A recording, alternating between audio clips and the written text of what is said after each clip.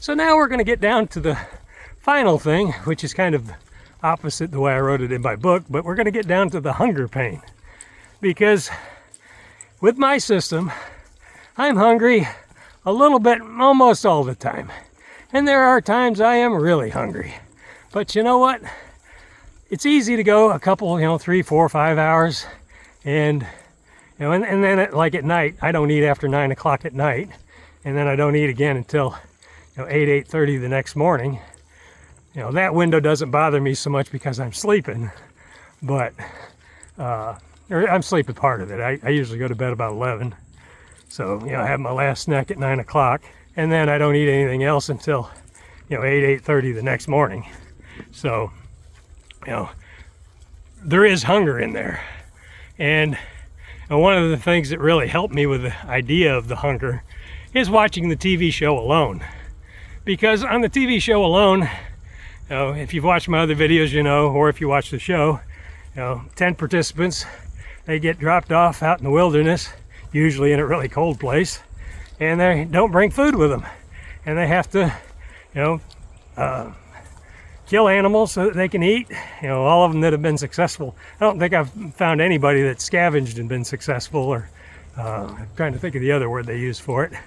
But they all have to go out and find their meals every day. And they go a lot longer than a few hours, or 11 hours is typically what I do. 11 and a half hours. And they go substantially longer than that. If they're out there very long, they're going to go days without food or without a substantial meal. Some of them go weeks, and if they are successful, they're probably going to go months without something substantial to eat.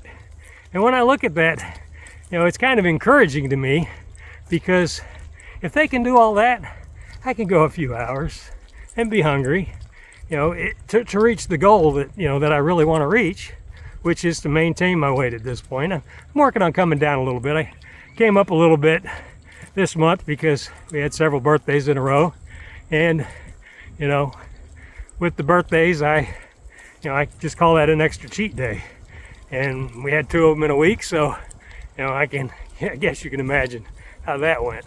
Because on a cheat day, I might eat half a cake. If you watch some of my cooking videos, you'll see on a typical cheat day, I'm probably going to have 5 pieces of French toast, 2 huge waffles or something. I eat really well on my cheat days. And, but the cheat day is what allows me to eat good on my system days.